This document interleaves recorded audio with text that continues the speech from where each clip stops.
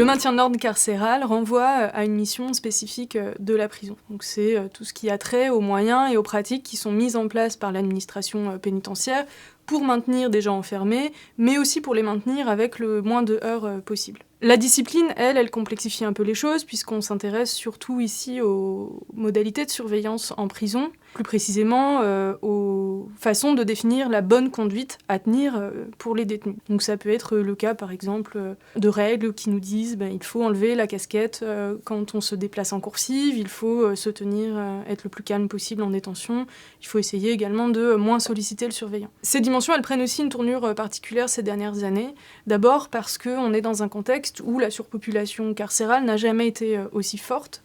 Donc on dénombre à peu près 68 000 personnes enfermées dans les prisons françaises pour un peu plus de 60 000 places. Quand on regarde aussi du côté du nombre de décès par année, donc du nombre de décès par suicide comptabilisés par année, on remarque qu'il y a une fréquence importante de l'ordre de suicides tous les 3 jours. Et que cette fréquence, elle reste la même, y compris en 2020, c'est-à-dire y compris à une année où on a connu une baisse exceptionnelle du nombre d'incarcérations, liée au contexte sanitaire et politique particulier.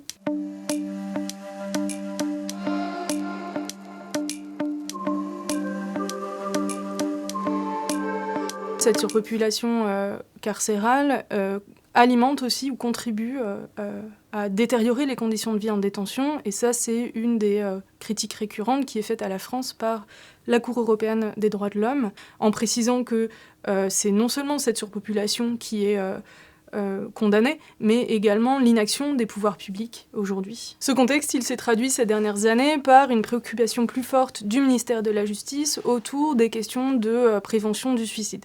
On va retrouver maintenant donc des objectifs formalisés dans la loi pénitentiaire qui tournent autour de la préservation de l'intégrité physique des personnes détenues.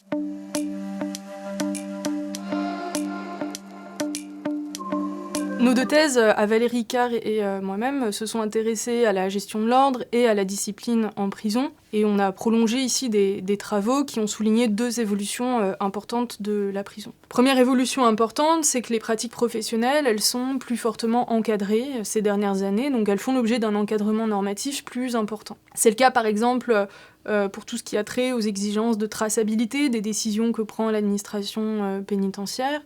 Et c'est le cas aussi par le biais de procédures définies par les services centraux, définies par l'administration centrale, qui tentent de définir les pratiques au plus près du terrain. Dans ma thèse, je me suis intéressée pour ma part à la gestion des affectations en cellules, donc aux décisions qui sont prises par les surveillants pour placer des détenus dans des cellules et les répartir dans différentes unités en détention. Ce que j'observe, c'est qu'en fait, les exigences liées au maintien de l'ordre permettent aux surveillants de légitimer et de justifier la constitution, la construction de critères implicites d'affectation, donc notamment de critères ethniques. Ça peut se traduire très concrètement par la définition de normes tacites de regroupement, donc c'est le cas des détenus considérés comme calmes, c'est le cas des jeunes perturbateurs qui sont généralement identifiés comme étant les jeunes de banlieue que l'on va essayer de regrouper et de canaliser dans certaines unités de détention.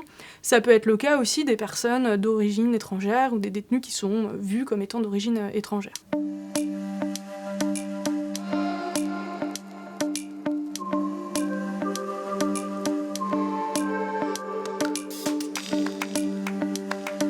Une deuxième évolution concerne l'organisation des régimes de vie en détention, et notamment la différenciation des régimes de vie en détention. L'exemple des modules de respect est assez parlant de ce point de vue-là. Ces modules viennent définir des petites unités dans lesquelles le régime de détention est assoupli, en contrepartie pour les prisonniers du respect ou d'un engagement à respecter certaines règles. Cet exemple-là participe d'une politique plus large menée aujourd'hui par l'administration pénitentiaire qui vise à normaliser les conditions de vie en détention, c'est-à-dire à essayer de les rapprocher le plus possible des conditions de vie à l'extérieur des prisons. Il y a une place plus forte qui est faite aujourd'hui au choix des détenus, avec cette idée de les responsabiliser, de contractualiser certains engagements pour préparer leur sortie. Une deuxième évolution importante à travers ces dispositifs concerne la revalorisation d'un métier, du maintien de l'ordre, en l'occurrence du métier des surveillants de prison, en précisant ici que cette revalorisation elle n'est pas nécessairement explicite dans les politiques. Pour reprendre l'exemple des modules de respect en détention, ces modules viennent viennent en fait s'appuyer sur une vision nouvelle de la relation entre les détenus et les surveillants. Donc, il s'agit de dire que les surveillants sont en capacité d'instaurer des relations positives avec les détenus, et partant de ça, ce qu'on voit dans les travaux de Valérie Icard, c'est que le rôle du surveillant et l'autorité du surveillant, elles ne se fondent plus vraiment sur un pouvoir coercitif, mais plutôt sur un pouvoir communicationnel.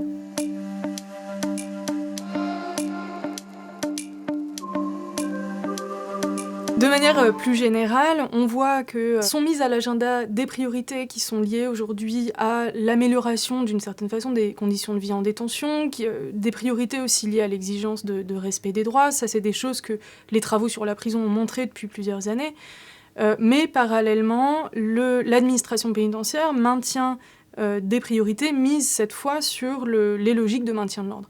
Autrement dit, les missions sécuritaires et les missions liées au maintien de l'ordre, à la discipline aussi en prison, elles sont réactualisées et elles permettent finalement de contrebalancer toujours un peu plus les dynamiques d'amélioration des conditions de détention sur lesquelles, par ailleurs, l'administration insiste, ou en tout cas qu'elle cherche à valoriser dans le débat public.